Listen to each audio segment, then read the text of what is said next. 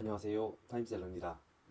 오늘은 이제 배당률 70%에 육박하는 JEPI, JEPI 말고 JEPY ETF를 한번 분석해 보려고 합니다.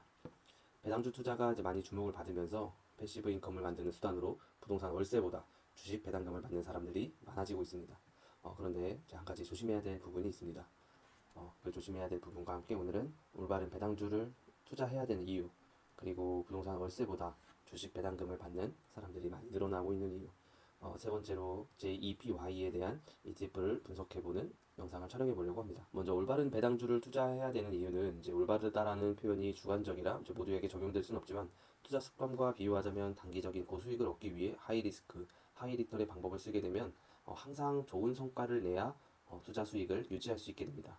네, 투자란 눈앞의 성과를 보는 게 아니라 미래를 위해 행동하는 것이 저는 옳다라고 생각하기 때문에 당장 성과가 미비하더라도 좀 미래를 위해서 비전을 보고 투자를 해야 한다고 생각하고 있는데요. 최근 고배당주를 넘어서 초고배당주, 그것을 넘어선 커버드콜이 인기를 끌면서 코니, 테슬리, 그리고 제피와 같은 ETF들이 많이 이제 인기를 끌고 있습니다. 기본적으로 배당률이 50%를 넘기 때문에 투자자로서는 이제 이런 생각이 들죠. 2년만 받으면 원금은 모두 회수되기 때문에 나머지는 그대로 이제 ETF에 투자해 놓으면 배당 받으면서 맨징은 끝났고 현금 흐름만 남게 되는 거 아니냐.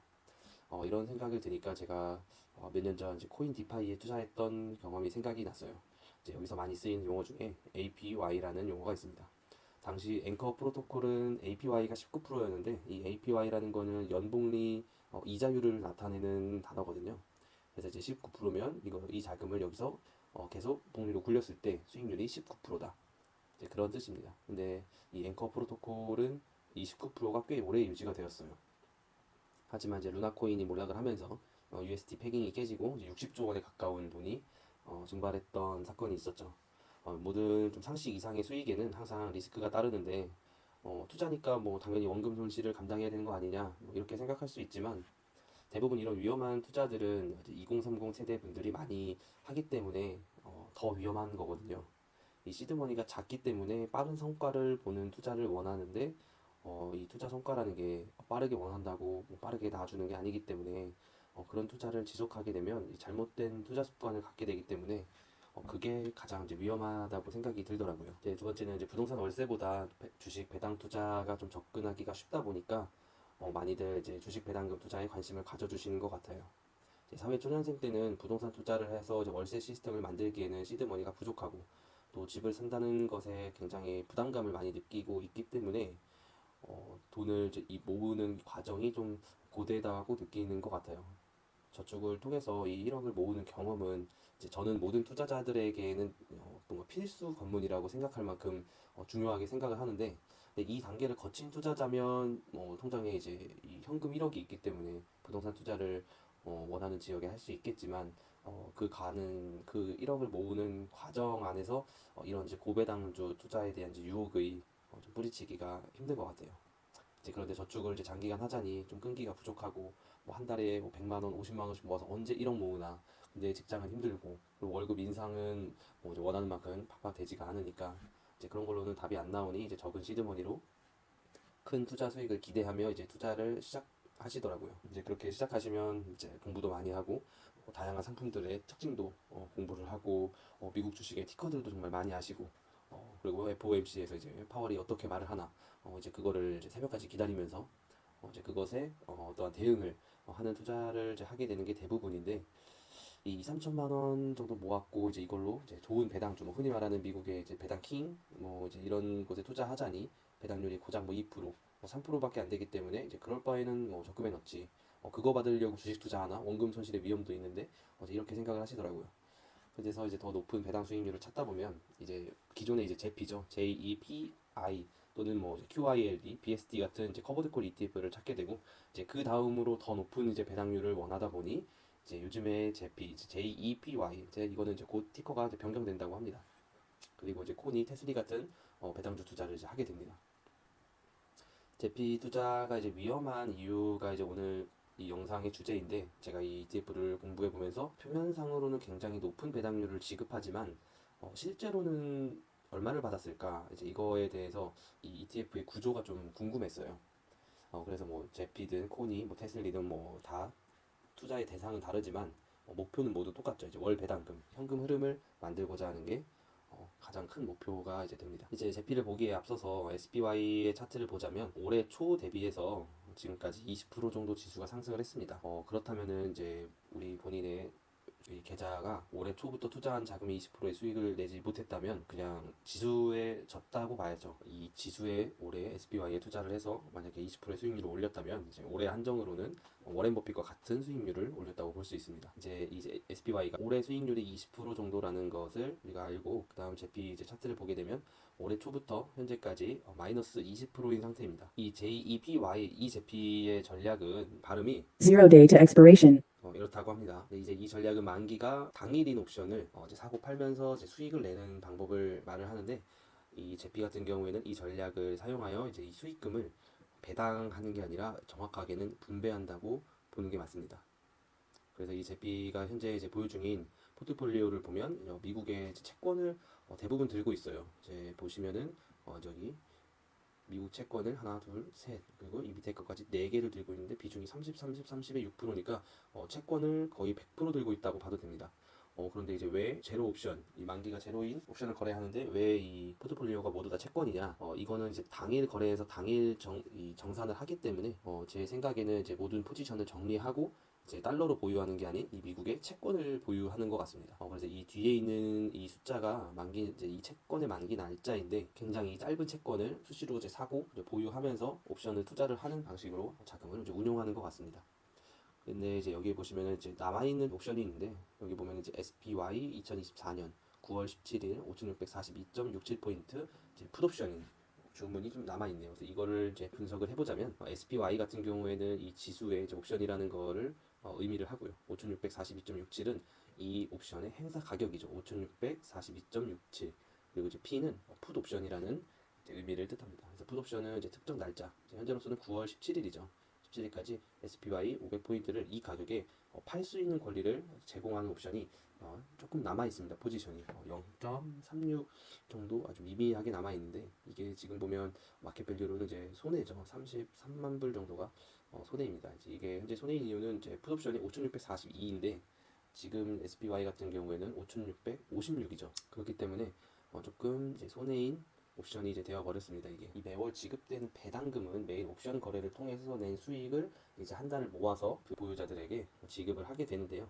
2023년 이제 8월쯤 상장한 이 ETF가 이제 1년 정도 됐습니다.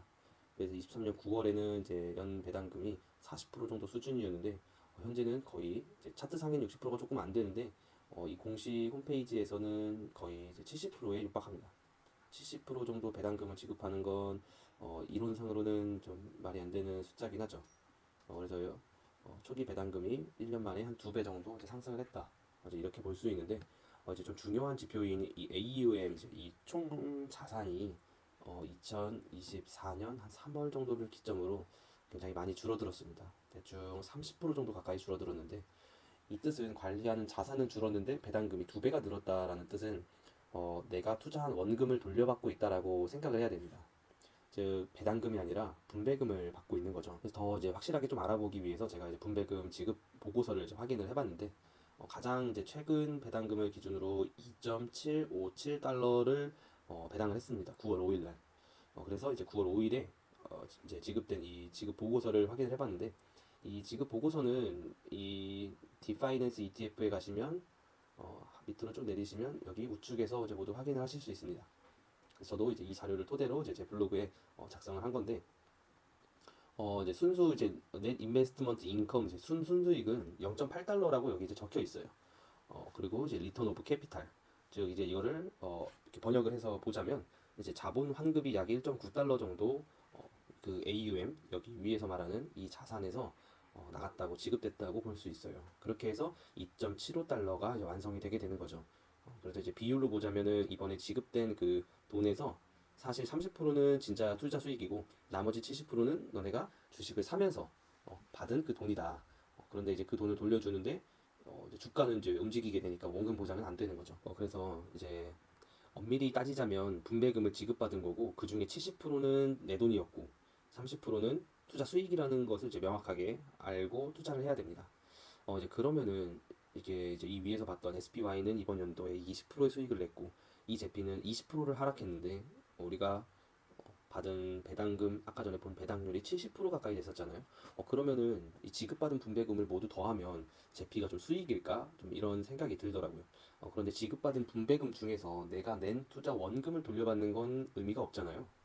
그래서 실제로 투자 수익으로 받은 분배금만 제가 한번 좀 계산을 해봤습니다. 1월에 0.18, 그리고 2월에 0.2, 3월에는 0, 4월에는 0.29 이제 이렇게 지급을 이제 했는데 이 자료들은 모두 여기에서 이 자료를 눌러서 이제 확인을 한 자료입니다. 지금 보시면 1월 4일 날 이 페이어블 데이트가 1월 4일로 되어 있고 여기 보면은 이제 이 순수 넷 인베스트먼트 인컴이 0.179, 편의상 0.18로 기재를 했습니다.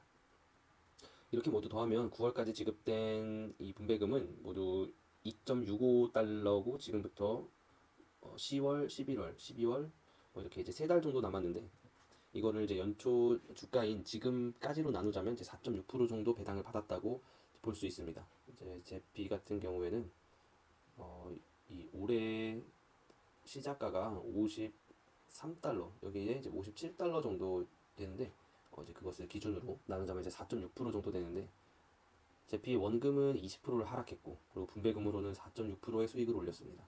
그리고 SPY는 원금이 20% 수익이고 배당금은 뭐 1%대라서 사실 거의 없다고 봐야죠. 그런데 이 투자가 앞으로도 지속될 수 있을까에 대한 의문이 들더라고요. 이 앵커 프로토콜이라는 이 구조가 무너진 것도 이 AUM이 감소하기 시작했기 때문에 무너진 건데 코인 투자처럼 이런 ETF가 외부 공격에 의해서 뭐 무너질 일은 잘 없지만 어쨌든 이런 구조가 지속되려면 외부에서 투자자들이 계속 돈을 그 ETF에 넣어야 되고 사람들로 하여금 계속 이제 지속적인 관심을 받아야 이 구조가 유지될 수 있는데 현재 제피 같은 경우는 이 가장 중요한 이 AUM이 감소하기 시작했기 때문에 투자 규모가 줄어들면 그만큼 운용을 해서 수익을 낼 수 있는 이 파이 자체가 줄어들기 때문에 순수 투자 수익도 감소하게 되고 그런데 배당금은 유지를 해야 투자자들에게 계속 매력적으로 보일 수 있기 때문에 이 자본 환급은 계속 이어져야겠죠. 그러다 보면은 언젠가는 이 AUM이 고갈되는 시점이 올 수밖에 없죠. 이 AUM은 투자자들이 이 ETF를 사야 늘어나는 그런 총 자산이기 때문에 이게 이 구조가 지속될 수 있는지에 대해서 분석을 하다 보니까 좀 의문이 들더라고요. 그래서 이제 배당금은 기업이 번 돈을 나눠주는 게 정말 배당금이거든요. 우리가 코카콜라에 투자를 해도 코카콜라가 콜라를 팔아서 번 돈을 투자자들에게 나눠주는 게 이제 배당금인데 주식으로 현금 흐름을 만드는 것은 기업의 지분을 보유함으로써 기업이 번 돈을 나눠 갖는 것이다. 이거를 절대 잊으면 안 되는데 그래서 오늘은 이제 이 제피 배당률 70% 가까이 되는 이 초고배당 ETF에 대해서 알아봤는데 내 돈이 어떠한 대상에게 투자되는지 정확하게 알고 분석한 이후에 투자하는 것을 추천드립니다. 감사합니다.